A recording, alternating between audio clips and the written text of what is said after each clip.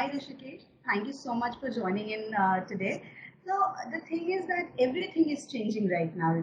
As the pandemic has hit, the way we learn, the way we conduct things, everything is changing. As you talk about digital India, you talk about digital literacy and everything. So so I was reading this QS report. It is a company that does international rankings for the institutions, right? They say that India is not infrastructure wise ready to go online. What do you think about it? Infrastructure wise, since India is a very diverse country, we have 700 plus districts, 6,500 blocks or talukas, 2.5 lakh gram panchayats, and 6.5 lakh villages. So to get the infrastructure at the same level across the country is little difficult, but most of the efforts have been to improve the infrastructure, be it roads or connectivity or electricity. Right now also connectivity is little poor. Even we face the problems in urban areas as well. But I think government has after the Digital India program, which was launched in 2014 and further, I think infrastructure has been given. The digital infrastructure has been given lot of importance, and the BharatNet connectivity, the BharatNet, which will empower the gram panchayats at the rural level, will have a fairly seamless connectivity at the village level, so that people could actually understand and use the internet, the importance of internet, and they can access the services like basic education, healthcare, as well as improvement in their livelihoods. Well, now, okay, moving further, you see that in India, not everyone is equipped with laptops, desktops. However, India is the second largest country to use to consume data and be user of smartphones. So, do you think that we can take this as an advantage? Can mobile learning be taken into consideration for formal higher education? Is it possible? Yes, I think India ranks number two after China in terms of smartphones, as well as for biometric, India is number one, the biometric identity. Uh, uh, Seeing the presence of Indians on social media, also we are number two behind China, and also the internet subscribers, as per the TRI report, which also suggests that India is number two. So seeing the overall mobile penetration and people using lot of data, uh, it's assumed that people would come on the mobile and use it for education and for accessing the information.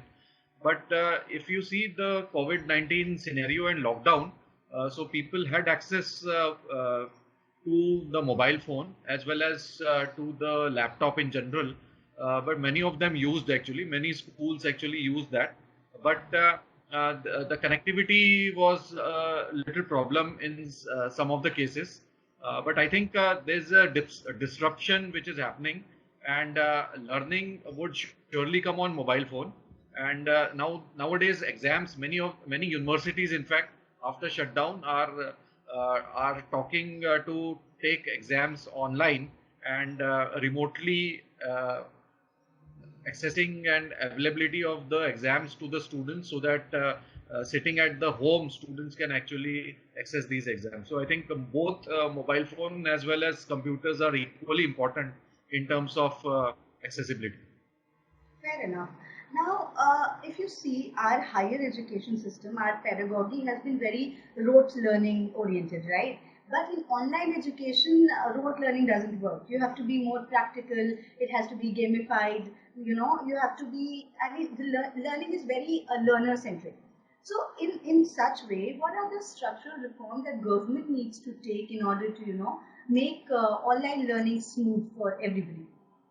I think connectivity, as I told you, is the major thing. Apart from that, each student's understanding and learning path is different.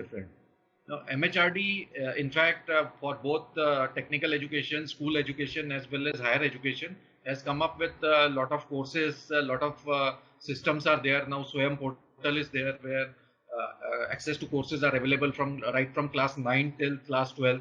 Also for pre-primary, primary education, lot of content is available which students can use. But most important is the availability of personalized kind of content, because because each student's understanding is different. So I think adaptable learning systems as well as personalized systems will give an edge to the country in order to move ahead.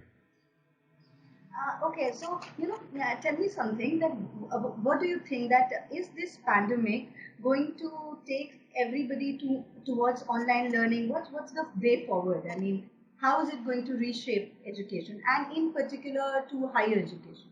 How is it going to change? In fact, higher education, most of the students, including the faculties as well, had access to the computer meaning mobile phones and all. And I think students were apt to use all these devices. So they were supposed to access the information and be ready for the whatever problems they face. But I think after the pandemic, there has been a new normal which has set in, and almost students from class nursery to class 12th in school are actually getting used to online learning. So teachers are actually using Zoom or some other video chat or video conferencing based tools in order to take classes. I think this is a welcome step.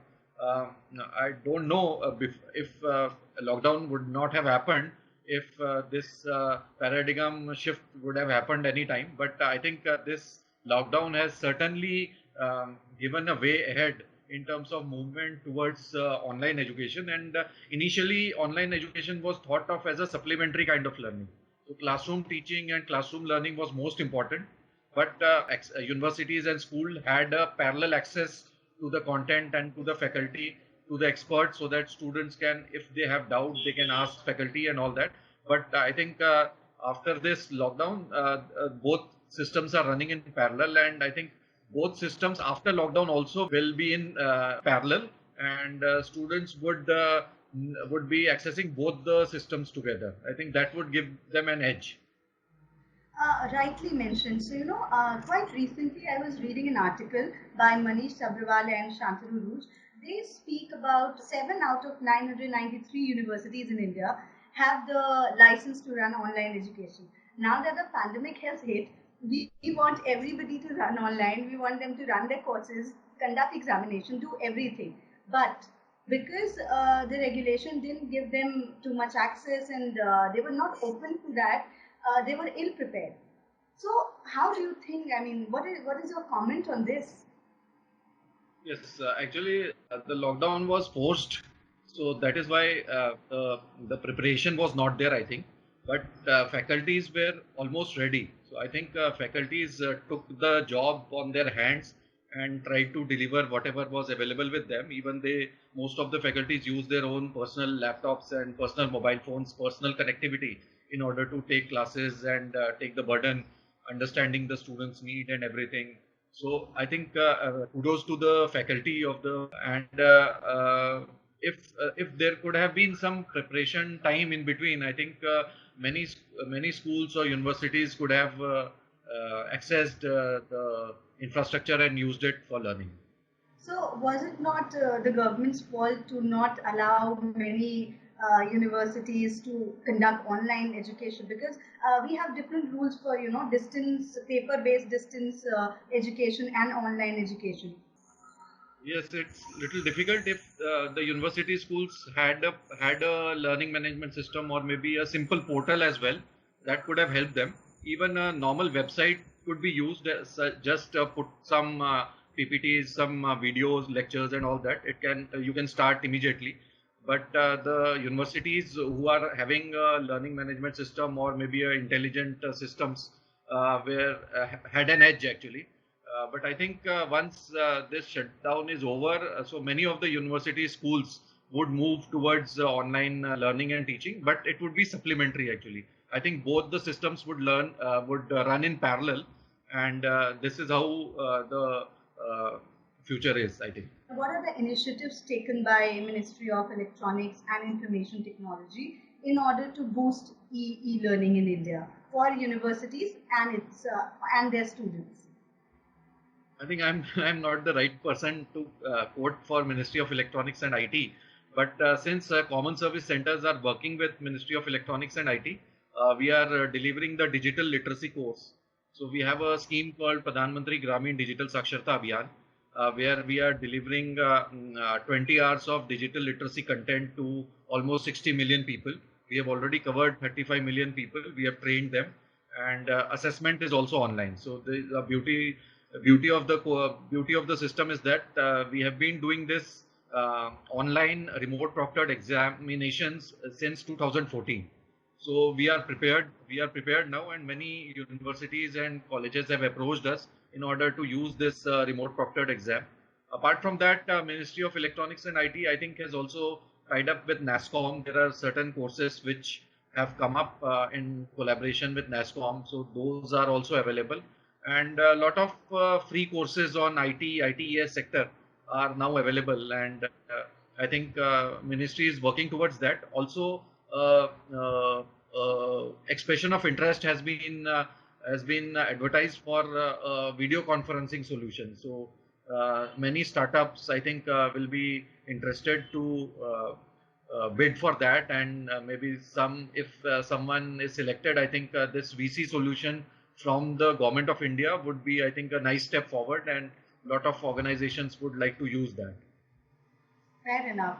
Thank you so much, Rishikesh, for joining us today.